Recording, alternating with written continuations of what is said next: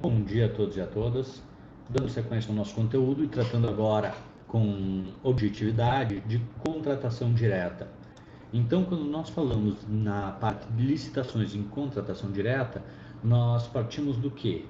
De que a Constituição acolheu a presunção de que a prévia licitação produz a melhor contratação, ou a contratação mais vantajosa para a administração pública, mas a própria Constituição se encarregou de limitar tal presunção, facultando a contratação direta nos casos previstos em lei.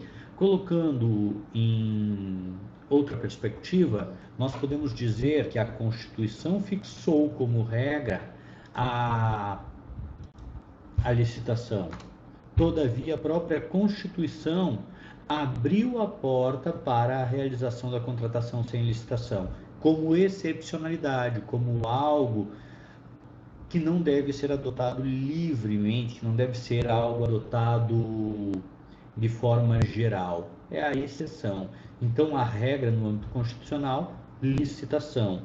Exceção, contratação direta. E a própria lei se ocupa de dispor quando isso irá acontecer. Para começarmos lá na Constituição, artigo 37, inciso 21. Ressalvados os casos especificados na legislação, as obras, serviços, compras e alienações serão contratados mediante processo de licitação pública. Observem que, ressalvados os casos especificados na legislação, as obras e demais itens serão contratados mediante licitação. A própria Constituição abre a porta para essa ressalva da legislação. E aí vem o legislador e abre algumas portas. Olha aí o que diz a Lei 866 no artigo 2º. As obras, serviços, inclusive de publicidade, compras, alienações, concessões, permissões e locações da administração, quando contratadas com terceiros, serão necessariamente precedidas de licitação, ressalvadas as hipóteses previstas nesta lei.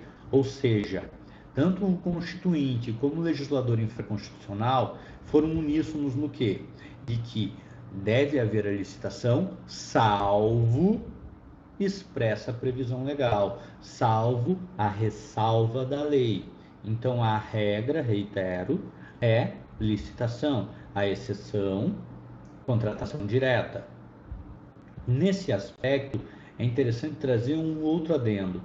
Agente público que dispensar ou inexigir licitação sem fundamentação legal, fora da lei, ou deixar de observar as formalidades pertinentes às regras previstas na lei, ou aquele que, tendo comprovadamente concorrido para a consumação da ilegalidade, beneficiou-se da dispensa ou inexigibilidade ilegal para celebrar contrato com o poder público, sujeita-se a pena de 3 a 5 anos de detenção e multa, sem prejuízo de outras cominações legais.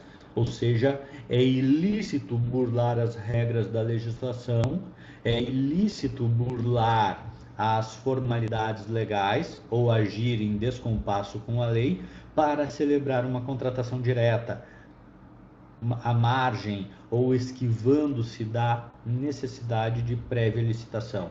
Então, quer dizer, se a lei determina que para aquele caso específico deve haver licitação, qualquer parte que tente burlar a licitação será responsabilizado. E aqui nós temos a cominação, pena de 3 a 5 anos de detenção e multa, sem prejuízo de outras cominações legais.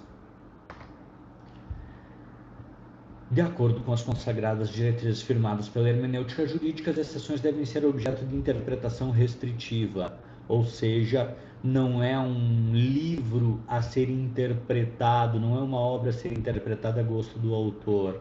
Basicamente, nós temos que pegar e enxugar os casos de aplicabilidade da contratação direta. Por quê?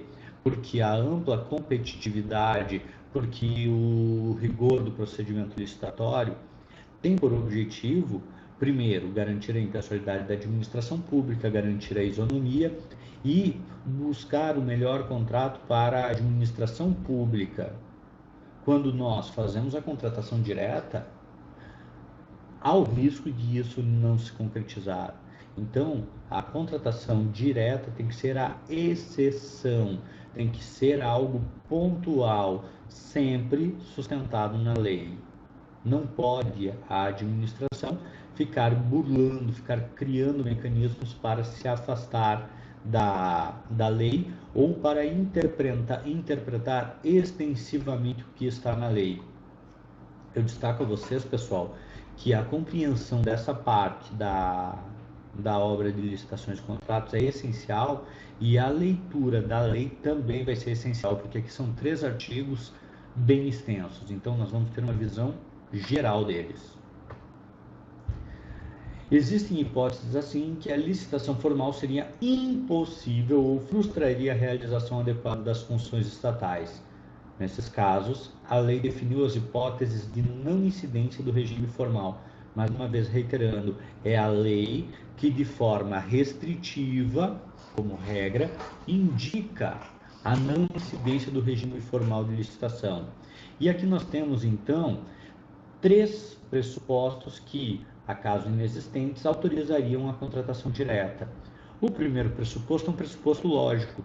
Nós temos 2 ou mais objetos ou ofertantes, pois para nós termos a licitação nós temos que ter 2 ou mais objetos ou ofertantes, pois se o objeto for singular ou houver um único competidor, a inviabilidade de competição, sendo inexigível nesse caso a licitação. Se não tem mais de uma pessoa disposta a fornecer determinado bem ou determinado serviço à administração pública, para que fazer licitação? Então essa situação tem que ficar muito bem comprovada.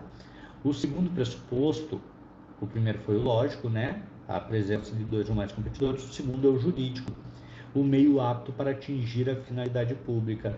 E finalmente o pressuposto fático, a existência de interessados em participar do certame. Então esses 3 pressupostos eles vão ficar cada vez mais evidentes à medida que vocês forem lendo a lei de licitações nos artigos correspondentes à dispensa, a licitação dispensável e a licitação inexigível. E aqui nós temos então um quadro que dá uma visão geral de aonde vocês poderão encontrar a parte de contratação direta no âmbito das licitações públicas e a distribuição deles.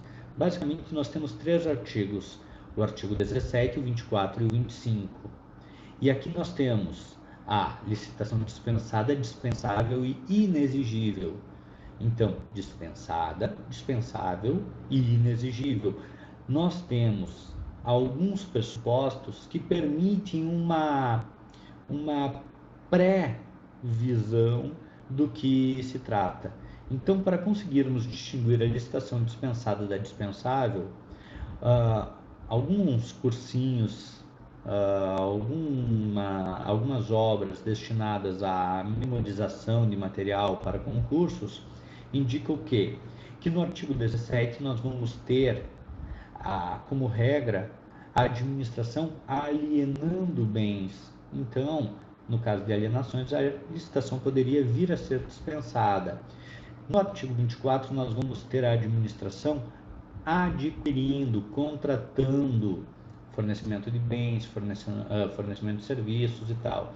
E temos o artigo 25. Para entendermos, então, na licitação dispensada, a administração pública não poderá licitar, não cabe a licitação. Trata-se de um ato vinculado, a lei já determina aquele caso. É uma lista exaustiva. Da mesma forma, nós vamos ter no artigo 24 a licitação dispensável, onde a administração pode licitar, todavia essa licitação poderá não ser conveniente à administração pública. Basicamente, a administração poderá ter maiores prejuízos se optar pela licitação. A finalidade, o interesse público poderá não ser alcançado caso a administração opte pela licitação. Então, aqui, no caso de licitação dispensável, nós temos a possibilidade da administração licitar, mas uma faculdade, uma discricionalidade para ela não fazer se assim entender mais oportuno e conveniente. Da mesma forma, trata-se de uma lista exaustiva. E, finalmente, no artigo 25, nós vamos ter a previsão de inexigibilidade de licitação. Nesse caso aqui, nós temos uma lista exemplificativa e há uma inviabilidade de competição, há uma impossibilidade de licitar. Então, lista exemplificativa e a administração pública que vai avaliar.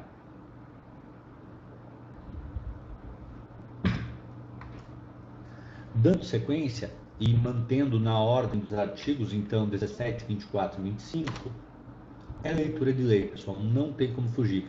Vocês terão que fazer uma prévia leitura para melhor compreensão.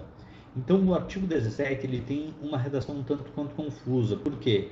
Porque ele mescla alienações com situações de dispensa de licitação. E aí vocês começam lá no caput do artigo 17. A alienação de bens da administração pública, subordinada à existência de interesse público devidamente justificado, será precedida de avaliação e obedecerá às seguintes normas.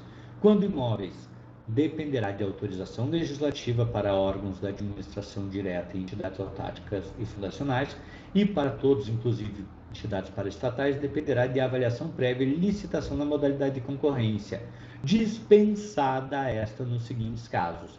Então, observem só, a alienação de bens da administração será precedida de avaliação e, quando se tratar de bens imóveis, dependerá de autorização legislativa e, para todos, inclusive entidades paraestatais, avaliação prévia e licitação na modalidade de concorrência, dispensada quando? Quando se tratar de dação em pagamento, quando se tratar de